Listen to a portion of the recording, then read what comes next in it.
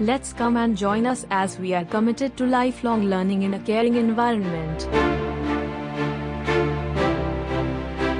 State-of-the-art building.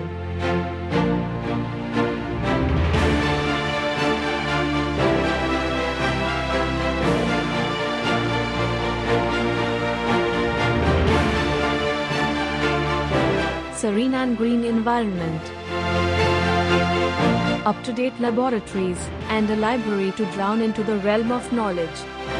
Join us as we build community by honoring all the traditions of world and religion. Let's come to achieve the excellence together. Mukabbir College. Glorify your future. Come to empower, depart to inspire.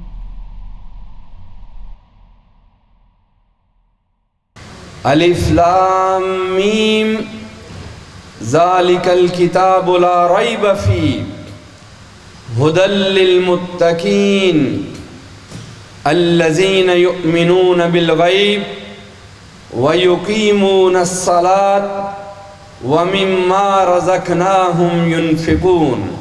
الف لام میم یہ کتاب ہے جس کے اندر کوئی شک نہیں ہے. یہ ہدایت ہے متقین کے لیے. اور ان متقین کی صفات کیا ہیں؟ ان میں سے پہلی صفت ان کی یہ ہے کہ وہ غیب کے اوپر ایمان رکھتے ہیں. وہ اس بات کو تسلیم کرتے ہیں کہ اس پوری کائنات کو اللہ رب العالمین نے پیدا کیا ہے. پھر دوسری صفت ان کی یہ ہے وہ نماز قائم کرنے والے ہوتے ہیں. اور پھر تیسری صفت اس کے اندر یہ بیان کی گئی کہ جو رزق ہم ان کو عطا کرتے ہیں وہ اس رزق میں سے خرچ کرتے ہیں اللہ رب العالمین کے حکم کے مطابق اور اس کے راستے کے اندر. جو 7 مختلف سیکٹر جن میں خدمت فاؤنڈیشن کام کر رہی ہے اس میں افراد کے بچاؤ کا ایک سیکٹر ہے، تعلیم کا سیکٹر ہے، مواخات کا سیکٹر ہے، صاف پانی کے پروجیکٹس ہیں، سماجی خدمات ہیں، صحت کے حوالے سے ہمارے پروجیکٹ ہیں. اور سب سے بڑا جس کے لیے آپ اور ہم سب یہاں پہ آج اکٹھے ہیں وہ کفالت یتامہ کا پروجیکٹ ہے. حضرات اکرامی اس وقت یو این او کی ایک رپورٹ کے مطابق تقریباً 82 لاکھ بچے پاکستان میں جو ہیں وہ یتیم ہیں. اور 82 لاکھ بچے ہی جو تعلیم سے محروم ہیں، جو مالی مشکلات کا شکار ہیں. خدمت فاؤنڈیشن پاکستان اپنے ان 42 لاکھ بچوں میں سے ابھی تک صرف 18,000 بچوں تک پہنچ پائی ہے. صحت کے حوالے سے پچھلے سال جو ہم نے کام کیا اس کی ٹوٹل جو اخراجات آئے وہ تقریباً 83,87,000 روپے تھے. تعلیم کے شعبے میں خدمت فاؤنڈیشن 86,37,000 روپے کا کام کر سکی، جبکہ 440 بچوں کی خدمت میں جو اخراجات آئے وہ تقریباً 2 کروڑ 12 لاکھ کے قریب ہیں.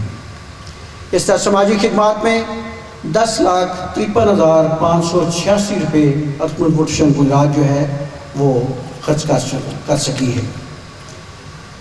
مواخات جو کہ خدمت فاؤنڈیشن کا ایک بہت بڑا پروجیکٹ ہے جس میں ہمارے وہ تمام لوگ جو بے روزگار ہیں، معاشی تنگی کا شکار ہیں، ان کو اپنے چھوٹے کاروبار شروع کرنے کے لیے مواخات کا پروگرام جو خدمت فاؤنڈیشن جو ہے اس نے لانچ کر رکھا ہے. اس میں گجرات میں ابھی تک ہم تقریباً 3 کروڑ 33 لاکھ 10,000 روپے کے جو قرض حسنہ ہے وہ اپنے لوگوں تک پہنچا سکے ہیں.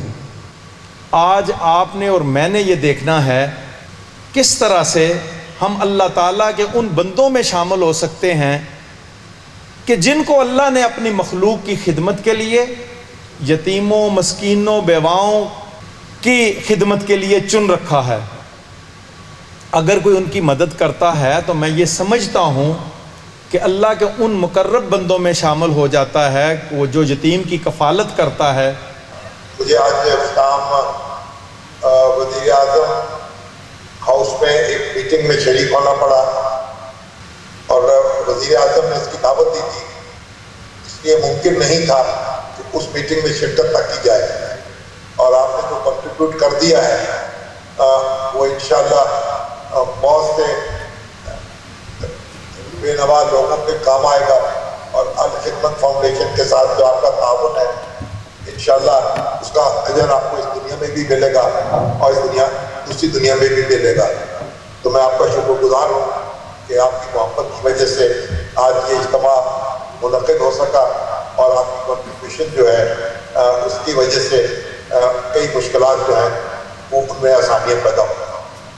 الخدمت کے جتنے بھی پروجیکٹ چل رہے ہیں ان سب سے جو اچھا پروجیکٹ جو مجھے پسند ہے جس کی وجہ سے میں ادھر جب بھی بلاتے ہیں آتا بھی ہوں اور حسب توفیق جو مجھ سے ہو سکتا ہے اس میں حصہ بھی ڈالتا ہوں وہ یہی پروجیکٹ ہے جس کے سلسلے میں اللہ تبارک و تعالیٰ نے ہم سب کو یہاں بھیجا ہے.